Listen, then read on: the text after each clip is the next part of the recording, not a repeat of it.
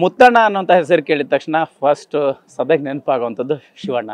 So but ಇದರಲ್ಲಿ ಇಬ್ಬರು ಕಾಣಿಸ್ತಾರೆ, ಅದೊಂದು ಸಿನಿಮಾ. ಆದರೆ ಇಲ್ಲಿ ನಾಯಕ ಆಗಿರ್ತಕ್ಕಂಥದ್ದು ದೇವರಾಜ್ ಅವರ ಪುತ್ರ ಪ್ರಣಮ್ ದೇವರಾಜ್ ಅವರು. ಸೊ ಈ ವಿಶೇಷತೆ ಬಗ್ಗೆ ಮಾತಾಡೋಣ. ಪ್ರಣಮ್ ಅವರು ನಮ್ಮ ಜೊತೆ ಇದ್ದಾರೆ. ಪ್ರಣಮ್, ಸಹಜವಾಗಿ ಮುತ್ತಣ್ಣ ಅಂದ ತಕ್ಷಣ ಫಸ್ಟ್ ನೆನಪಾಗುವಂಥದ್ದು ಶಿವಣ್ಣ, ಹೌದಾ? ಈಗ ಸನ್ ಆಫ್ ಮುತ್ತಣ್ಣ ಆಗಿದ್ದೀರಿ, ಎರಡು ಇದೆ ಅಂತ ನನಗಿರುವಂಥ ಮಾಹಿತಿ.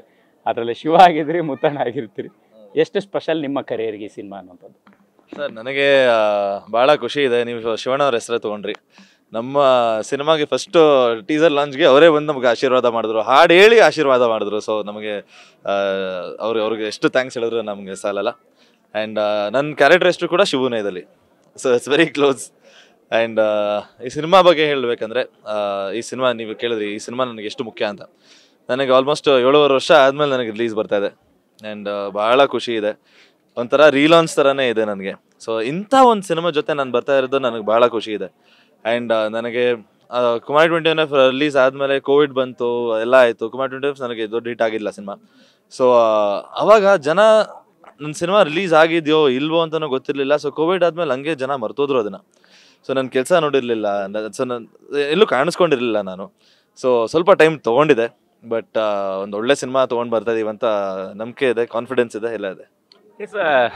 ಸ್ಟಾರ್ ಫ್ಯಾಮಿಲಿಯ ನಟ ಆದರೂ ಕೂಡ ಒಂದು ಸಿನಿಮಾ ಆದ ನಂತರ 7 ವರ್ಷ ಗ್ಯಾಪ್ ತಗೊಂಡ್ರಿ. ಸೊ 7 ವರ್ಷ ಪ್ರಣಮ್ ಅವ್ರಿಗೆ ಯಾಕೆ ಬೇಕಿತ್ತು?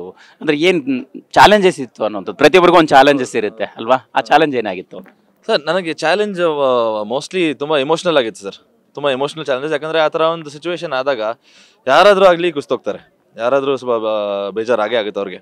ಬಟ್ ನನಗೆ ನಿಜವಾಗ್ಲೂ ನಾನು ಸ್ಟೇಜ್ ಮೇಲೂ ಹೇಳಿದೆ, ನಾನು ಯಾವಾಗಲೂ ಹೇಳ್ತೀನಿ ಅದು. ನನ್ನ ಫ್ಯಾಮಿಲಿಗೆ, ನನ್ನ ಫ್ರೆಂಡ್ಸ್ಗೆ ನಾನು ಥ್ಯಾಂಕ್ಸ್ ಹೇಳಲೇಬೇಕು. ಯಾಕಂದರೆ ಅವ್ರು ಇರಲಿಲ್ಲ ಅಂದರೆ ನಾನು ಅದು ಸಾಗಿಸ್ಕೊಂಡು ಬರ್ತಾ ಇರಲಿಲ್ಲ ಅನಿಸುತ್ತೆ, ದಾಟ್ಕೊಂಡು ಬರ್ತಾ ಇರಲಿಲ್ಲ ಅನಿಸುತ್ತೆ.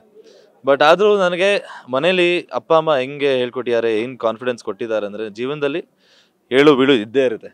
ಬಟ್ ನಾವು ನಮ್ಮ ಕೆಲಸನ ನಮ್ಮ ನಿಯತ್ತಾಗಿ ನಾವು ನೋಡ್ಕೊಂಡು ಹೋಗ್ತಾ ಇರಬೇಕು. And ದೇವ್ರಿದ್ದಾನೆ sir. ಸೊ ಅದನ್ನು ನಾವು ಒಂದು ಹೋಪ್ ಅಂತ ಇದ್ದೇ ಇರುತ್ತೆ, ಯಾವತ್ತೋ ಒಂದು ದಿವಸ ಬರುತ್ತೆ ಅಂತ. ಆ ನಂಬಿಕೆ ಇದ್ದರೆ, ಆ ದೇವ್ರ ಮೇಲೆ ಭಾರ ಬಿಟ್ಟರೆ ಎಲ್ಲ ಚೆನ್ನಾಗುತ್ತೆ ಸರ್, ಅಷ್ಟೇ.